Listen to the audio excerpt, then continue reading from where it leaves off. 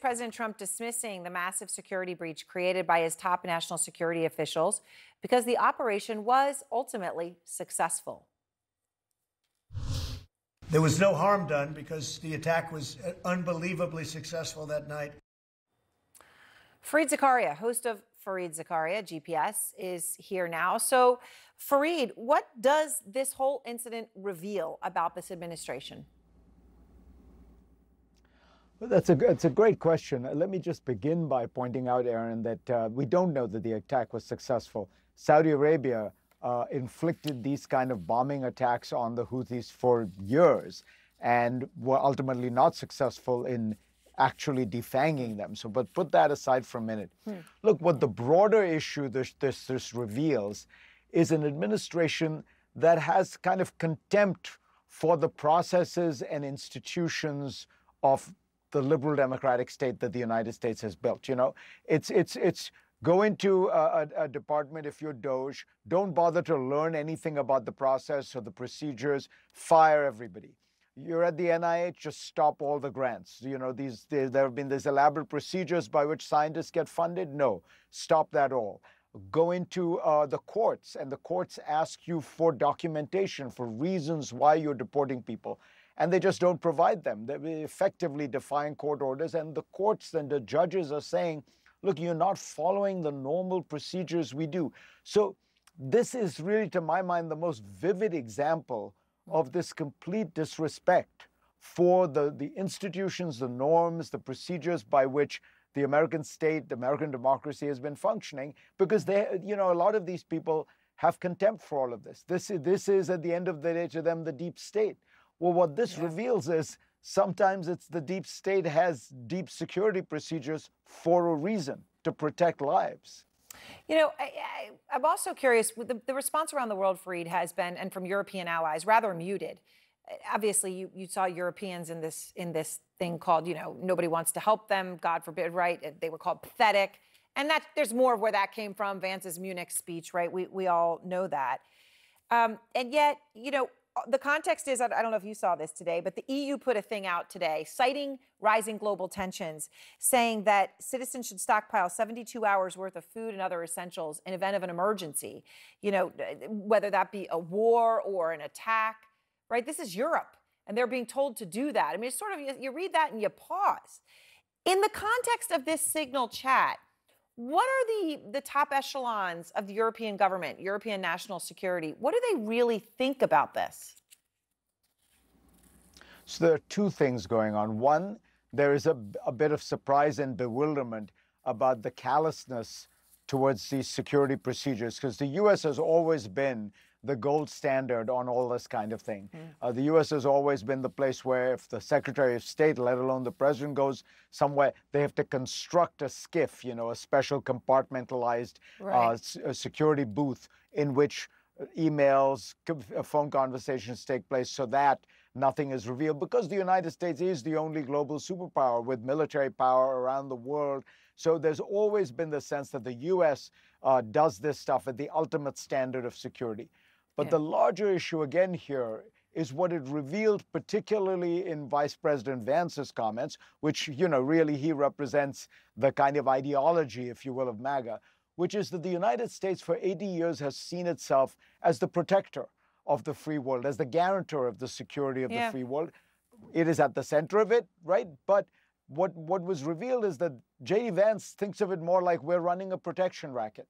And what we need to figure out is if there are more European ships that are being helped than American ships, then why don't we do a shakedown of the Europeans? No president of either party, no vice president for 80 years would have ever said that. The context of this chat obviously was an attack on Houthis, right, who have been sending missiles into Israel, right? It's all tied with the situation in Gaza. There's a significant development there on the ground, which is large crowds of Palestinians in Gaza have been protesting against the war there. And actually, Hamas is the reporting here, Fareed. And this is the second day of that. Now, Hamas says, this does not reflect the Palestinian overall view. They're implying that this is really an Israeli thing, that Israelis are getting this to happen. How do you see it? I think it's a very important development. I think if it's happening, the United States and everybody involved should encourage it. Look, Hamas has been terrible for Palestinians. Hamas has been one of the most important obstacles to a Palestinian state, to a two-state solution, for Israel to have any degree of trust and faith in the idea that they could live side by side with Palestinians. Anything that weakens Hamas helps the Palestinian people. It's very important to make a distinction between the Palestinian people and Hamas, who have been misleading them for the last few decades. Fareed, thank you. Let's go now to Democratic Senator Adam Schiff, who sits on the Senate Judiciary Committee, also former chairman of the House Intelligence Committee, as our viewers well know. So, Senator, all right, here we are. In this, it is an extraordinary moment. And you just heard President Trump saying this is all a witch hunt, and he does appear to be referring to signals sometimes as like some sort of a conference call. It's a bit unclear. What do you say to him? Well, President Truman was the buck stops here. Donald Trump is the buck stops anywhere but anywhere near me. That effort at deflection, I really don't know. I wasn't involved. He's now claiming Hegseth wasn't involved. It is really pathetic, but what it tells all of us, what it tells the national security professionals, what it tells people in the Pentagon, what it tells the American people is there will be no accountability in his administration. He isn't going to hold people responsible. He doesn't want to fire people. He doesn't even want to talk about it. He wants to put this off as another witch hunt, another hoax, as kind of go-to deflection. But don't look at me. Whatever you do, America, I'm not responsible. That's just going to breed further mistakes. We can't have any confidence this is going to be rectified if all of those people on that chat are basically saying, there's nothing to see here. Okay, yeah, it should have been classified. They can't even admit that. Jim Himes properly read the very guidance that the intelligence community gives on a discussion exactly like this one. And the DOD guidance, although Tulsi Gabbard tried to deflect, is almost exactly the same. This was heavily classified, or it should have been, and there's no escaping that. Well, and of course, there's no escaping that phones that were on this are compromised phones, that this didn't go through any sort of protocol. I'm also curious, Senator, what you make of, there are a lot of people in this chat who should not have been there, okay? Lots of them. I mean, you don't have a conversation with staffers and people at the top with operational security attack plans. It's not something the U.S. government does, at least until now when we see this. But the vice president would not be in this chat. But the head of the CIA would not see a strike plan package, right? This would not happen. But in all the people that were in there, there's one thing that I noticed is not there. The head of the Joint Chiefs, right? So they're putting all this information out, but not to the operational military guy? It is very bizarre how they chose the people on this chat. It was almost as if Walz wanted to sort of brag to this crowd of people what was going on with this operation. But you're absolutely right. There were a whole lot of people with no need to know.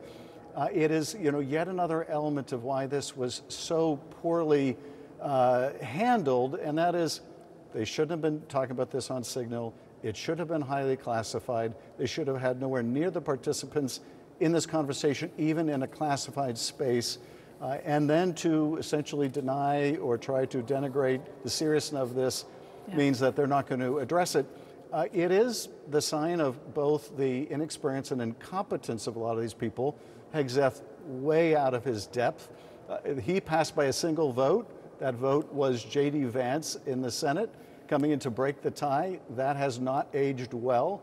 But more than that, I look at someone like Ratcliffe, who does have at least some modicum of experience, and nowhere in the chat does he say, hey, people, we shouldn't be talking about this on a commercial app. Tulsi Gabbard had no experience. She has no business being there either. But for Ratcliffe, it was even more inexcusable because he knows better than this. But none of them are willing to really contradict the misuse of power.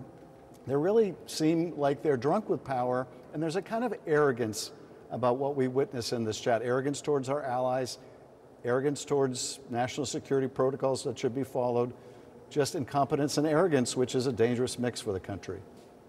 A dangerous mix in any setting, and certainly at the top of the U.S. government. Thank you very much, Senator.